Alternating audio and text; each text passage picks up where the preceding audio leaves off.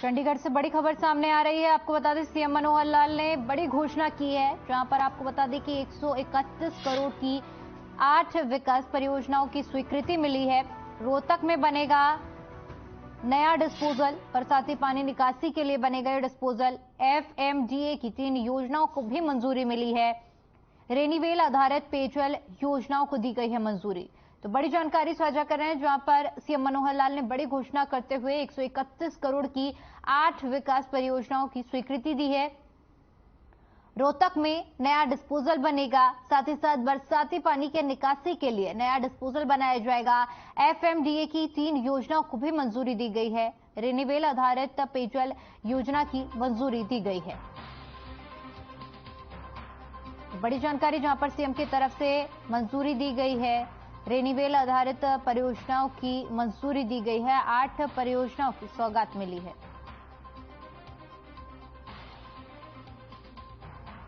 एफएमडीए की 3 परियोजनाओं की मंजूरी दी गई है। साथ ही साथ रेनीवेल आधारित पेयजल योजनाओं को भी मंजूरी दी गई है।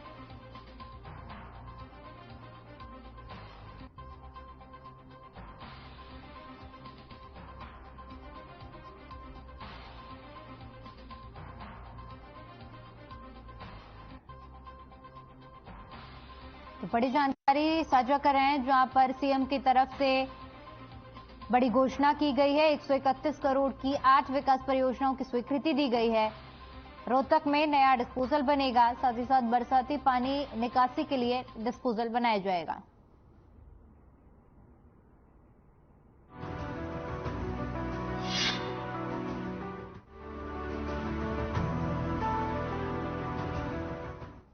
मुख्यमंत्री मनोहर लाल ने सभी देशवासियों और प्रदेशवासियों को अक्षय तृतीया की बधाई और शुभकामनाएं दी। सीएम ने अपने ट्वीट में लिखा कि अक्षय तृतीया के 52 अवसर पर मैं समस्त देशवासियों को हार्दिक बधाई और शुभकामनाएं देता हूं।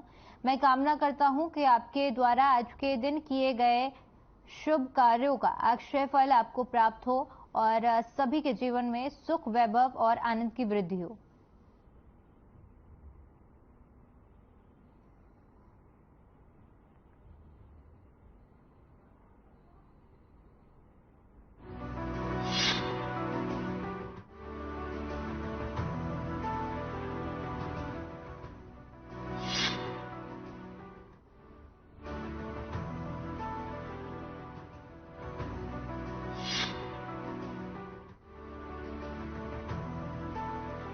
हरियाणा के मुख्यमंत्री मनोहर लाल भगवान परशुराम की जयंती पर प्रदेशवासियों को बधाई दी। उन्होंने ट्वीट करते हुए लिखा कि भगवान विष्णु के छठे अवतार हैं चिरंजीवी भगवान परशुराम जी की जयंती पर आप सभी को हार्दिक शुभकामनाएं। परम तपस्वी परशुराम जी की आज्ञाकारिता, शौर्य और पराक्रम की पराकाष्ठा प्राप्त की दया है। करुणा भाव संग न्याय का पक्ष लेते हुए बुराई का अंत कर संसार में धर्म पालन का आदर्श प्रस्तुत किया है।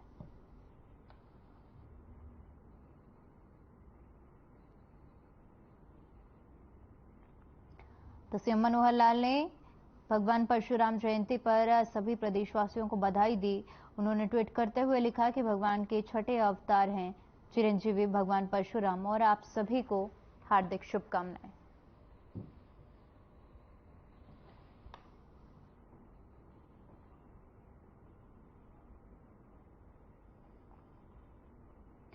परम तपस्वी भगवान परशुराम जी की आज्ञाकारिता, शौर्य और पराक्रम की पराकाष्ठा प्राप्त की दया है। करुणा भाव संग न्याय का पक्ष लेते हुए बुराई का अंत कर संसार में धर्म का पालन का आदर्श प्रस्तुत किया है। सीएम की तरफ से ट्वीट किया गया है।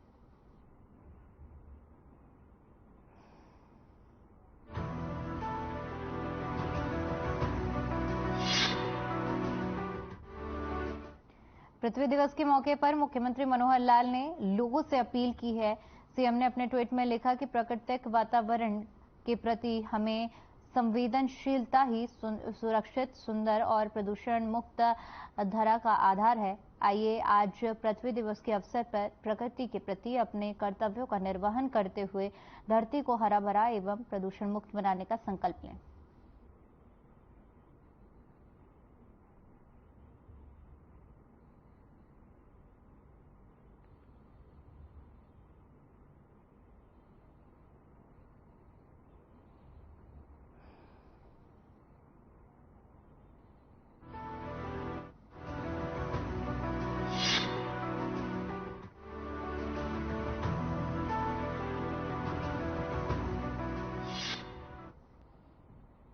अंबाला में पिछले 3 दिनों से हो रही बारिश का सीधा प्रभाव किसानों की फसलों पर पड़ रहा है। मंडियों में पड़ी फसलें भीग रही हैं और किसानों की उम्मीद पर भी पानी फिर रहा है। वहीं किसानों ने सरकार से मांग उठाई है कि जल्द से जल्द फसल का उठान करें ताकि उन्हें पेमेंट मिल जाए। बता दें कि गेहूं की कटाई का सीजन पीक पर है और किसान अपनी फसल को लेकर मंडी में पहुंच रहे हैं। पर अंबाला शहर अनाज मंडी के हालात इन दिनों कुछ ऐसे हैं कि कोई किसान अपनी फसल लेकर आता है तो उसे रखने की जगह नहीं है। अनाज मंडी के साथ साथ होड्डा ग्राउंड में भी किसानों की फसलों की भरमार लगी हुई है। एक बार फिर से मौसम में बदलाव देखने को मिल रहा है और किसानों की फसलों को पानी पानी कर दिया है।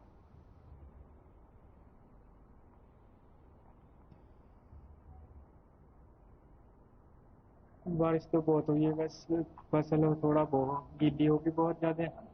फर्क तो बहुत पड़ा है। अब तो बस सरकार से ही थोड़ी बहुत ही वो है जिससे तो मदद करते कुछ। पहले ही बहुत बर्बाद पड़ा है, वो गिरी हुई थी, कोई उसके ऊपर बारिश पड़ गई, वो और खराब हो गई। और वो सरकार भी कोई मदद नहीं कर रही। मैं गुरदास सिंह औजला को फसलें बर्बाद हो गई। 5-5 कुंटल तो खेतों में पड़ा, कंपाइन पूरा चक नहीं रही।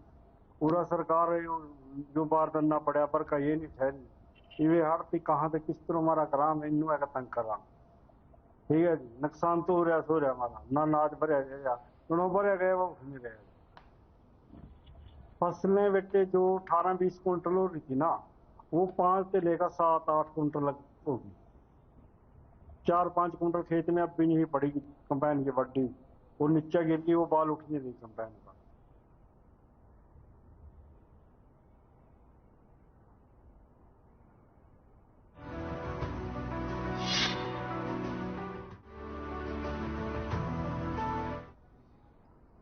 अप्रैल के महीने में ही अंबाला का तापमान 30 डिग्री पहुंचने के बाद अंबाला के सिविल अस्पतालों में मरीजों की संख्या भी बढ़ने लगी है। गर्मी के मौसम में अनेक प्रकार की बीमारियां पनपने लगती हैं। हालांकि स्वास्थ्य विभाग द्वारा इन सभी बीमारियों से निपटने के लिए पुख्ता इंतजाम किए गए हैं, लेकिन फिर भी लोगों को इन बीमारियों से बचने के लिए डॉक्टर द्वारा सलाह दी गई है, जिसके तहत सावधानी बरतना जरूरी है। मामले पर नागरिक अस्पताल के मेडिकल अफसर डॉक्टर चित्रा से बात की गई तो उन्होंने बताया कि जैसे जैसे गर्मी पड़ेगी वैसे वैसे गर्मी से जुड़ी बीमारियां आने लगेंगी। ओपीडी में जो मरीज आते हैं उनको हमारी तरफ से जागरूक भी किया जाता है कि किस तरह से वो इन बीमारियों से अपने आप का बचाव कर सकते हैं।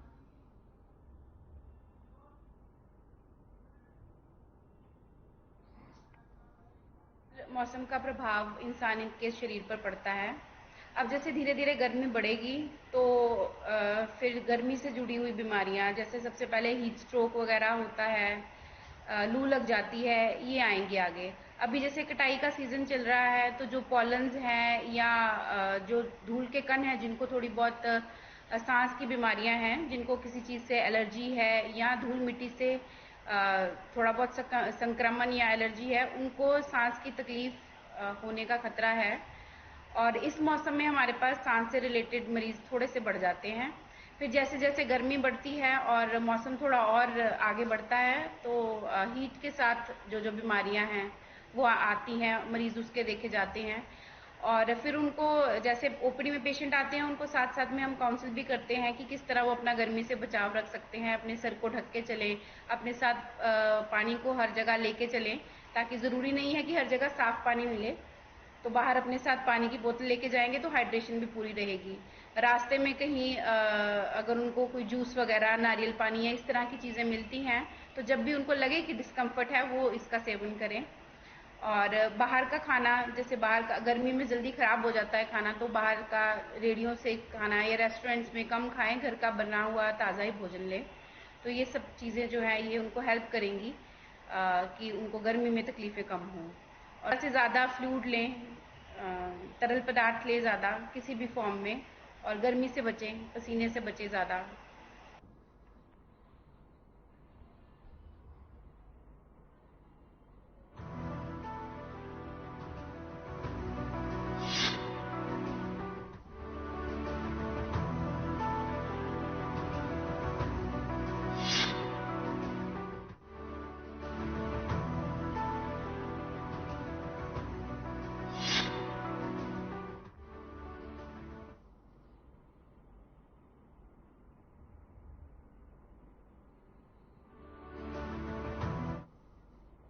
यमुनानगर के हाफिजपुर के मधुमक्खी पालक सुभाष कंबोज को प्रधानमंत्री कार्यालय ने सम्मानित अतिथि के रूप में बुलाने का निर्णय किया है। आकाशवाणी पर हर महीने प्रसारित होने वाले प्रधानमंत्री के मन की बात कार्यक्रम का अप्रैल महीने में 100वीं कड़ी के रूप में प्रसारण होना है। इस अवसर पर 26 अप्रैल को नई दिल्ली में एक विशेष कार्यक्रम का आयोजन किया जा रहा है। अभी तक के पीएम मोदी के मन की बात कार्यक्रम में जिन जिन महत्वपूर्ण विषयों पर चर्चा की गई है उन्हें विशेष रूप से इस कार्यक्रम में शामिल किया जाएगा। उस विषय से संबंधित लोगों को इस कार्यक्रम में सम्मिलित अतिथि के रूप में बुलाया जाएगा। इस कार्यक्रम में केंद्रीय गृह मंत्री समेत विभिन्न गणमान्य अतिथि शामिल होंगे। सुभाष कंबोज को विशेष अतिथि के रूप में सम्मानित करने का न्योता दिया गया है।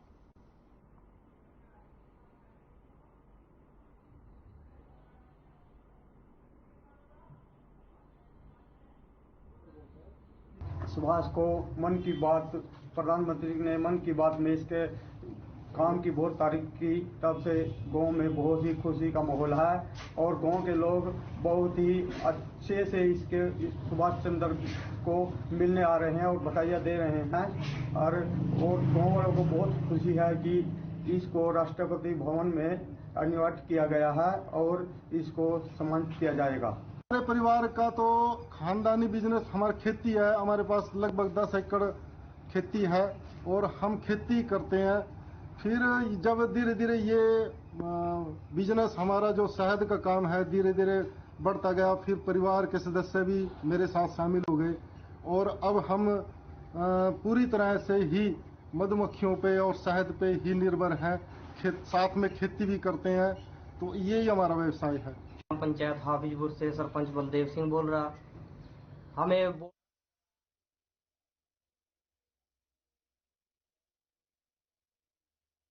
कि आप भी डॉक्टर की सलाह के अनुसार अपनी जांच ये करवाते रहे। जिनकी दवाई चल रही है वे इलाज को बीच में न छोड़े, तब तक दवाई लेते रहें जब तक डॉक्टर इसे बंद करने को न कहे।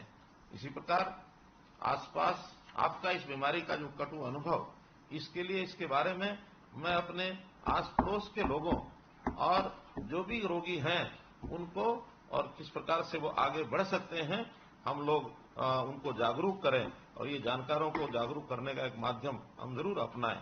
हमारा प्रयास है कि टीबी जागरूकता अभियान और उन्मूलन अभियान की पहुंच गांव-गांव और झुग्गी झोपड़ी इसके अंदर होनी चाहिए। हमने हरियाणा में टीबी का मुफ्त जांच के लिए 350 बलगम जांच केंद्र और 80 मॉलिक्यूलर प्रयोगशालाएं और 2 कल्चरल प्रयोगशालाएं ये स्थापित किए हैं। मुफ्त इलाज में हर ब्लॉक पर टीबी यूनिट का निर्माण किया गया है और प्रत्येक प्राथमिक स्वास्थ्य केंद्र तथा आयुष्मान भारत हेल्थ और वेलनेस सेंटर पर भी टीबी की दवाएं और ये जो है मुफ्त उपलब्ध कराई जा रही हैं।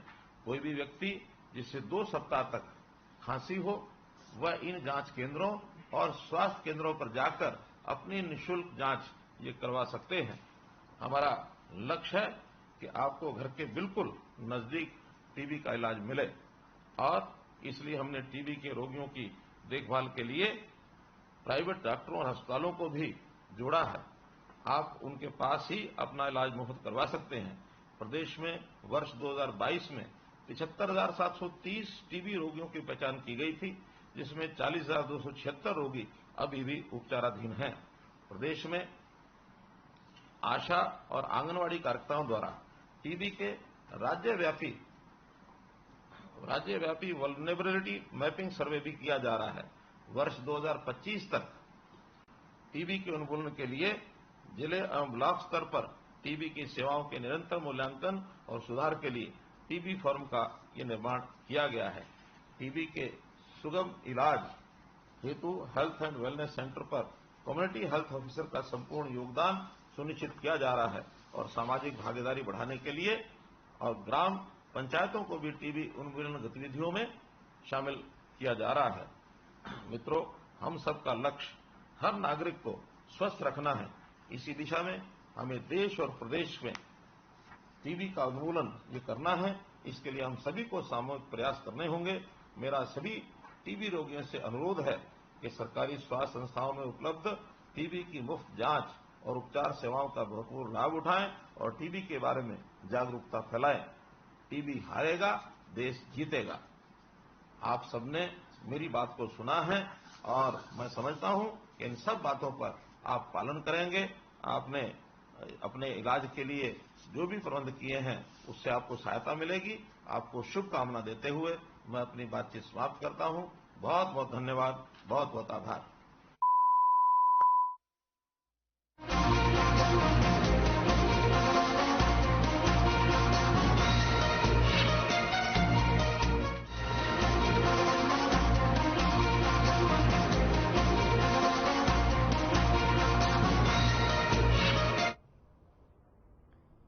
परिवहन मंत्री मूलचंद शर्मा ने प्रदेशवासियों को 128 मिनी बसों की सौगात देते हुए बल्लभगढ़ के बस डिपो से हरी झंडी दिखाकर इन्हें जनता की सेवा के लिए समर्पित किया और कहा कि रोडवेज की बसें गरीबों का जहाज हैं और आने वाले समय में प्रदेश में बसों की कोई कमी नहीं होने दी जाएगी।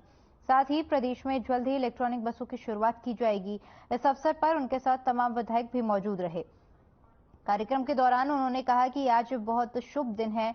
पूरे प्रदेश में 128 मिनी बसों की शुरुआत की गई है जो गांव-गांव कॉलोनियों तक लोगों को सुविधाएं उपलब्ध करवाएंगे और इससे बेटी बचाओ बेटी पढ़ाओ का नारा भी सार्थक होगा, जिसका लाभ छात्राओं को भी मिलेगा।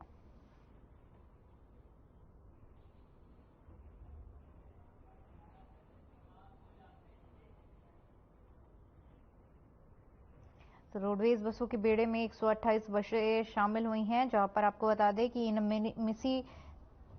मिनी बसों की शुरुआत की गई है जो कि गांव और कॉलोनियों तक जाकर लोगों को सुविधा उपलब्ध कराएंगी। वहीं 375 इलेक्ट्रॉनिक बसें भी हरियाणा के बेड़े में जल्द ही शामिल होंगी।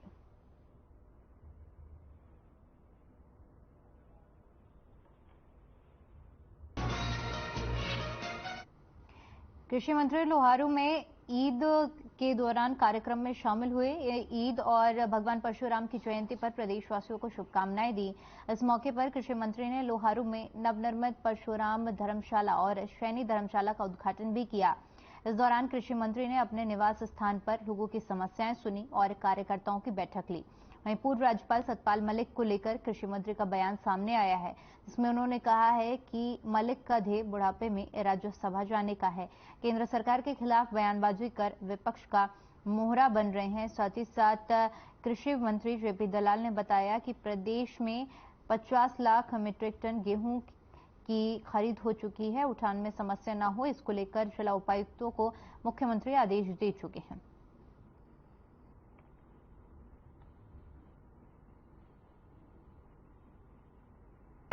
लोहारू के अंदर गया और सब जो हमारे ईद को मानने वाले भाई हैं उनको ईद की मुबारकबाद दी और हम जो इस क्षेत्र के अंदर लोग हैं, चाहे वो किसी जाति के किसी धर्म के हों, मिलजुल करके इलाके का विकास करेंगे, सब तरक्की करेंगे। मोदी जी की भारतीय जनता पार्टी की सरकार में सबका साथ, सबका विश्वास, सबका विकास इस नीति से काम कर रहे हैं। सर, गेहूं खान को लेकर के प्रदेश में क्या स्थिति है, कितनी मीट्रिक टन की लगभग? देखिए, बहुत तेज गति से प्रोक्योरमेंट हुई है। लगभग 50 लाख मीट्रिक टन की खरीद हुई है 10-12 दिन के अंदर अंदर। और मुख्यमंत्री जी ने डिप्टी कमिश्नर्स को बोल दिया है कि उठान में अगर कोई समस्या आती है ठेकेदार से तो आप वैकल्पिक व्यवस्था करके उठान कराएं। मैं समझता हूं कि अच्छी व्यवस्था चल रही है, किसी भी तरह की। मैं भी खुद कई मंडी में गया हूं, कोई दिक्कत नहीं है। सर, मई माह में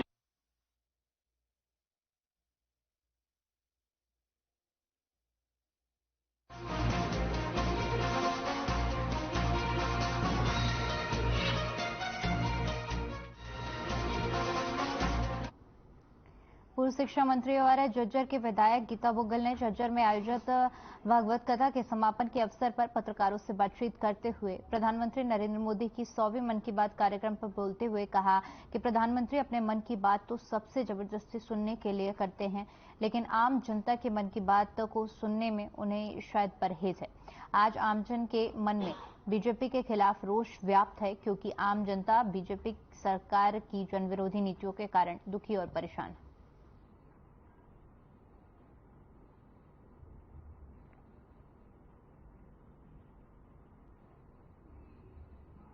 भागवत कथा का आयोजन किया गया। हमारी माताओं बहनों ने कलश यात्रा की और उसके बाद आज यहाँ पर भागवत कथा का हवन पूजन के साथ जो है स्थापन यहाँ पर हुआ।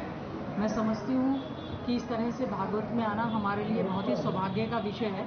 अपने जीवन में हम लोग जो कथावाचक है, जिन्होंने इस कथा को बहुत ही अच्छे ढंग से यहाँ पर कहा है, अपने जीवन में हम अच्छाइयों को लाएं, बुराइयों को त्यागने का काम करें और भगवान श्री कृष्ण जी के आशीर्वाद से पूरे क्षेत्र पर सुख शांति समृद्धि बनी रहे, ऐसी हम लोग कामना भी करते हैं।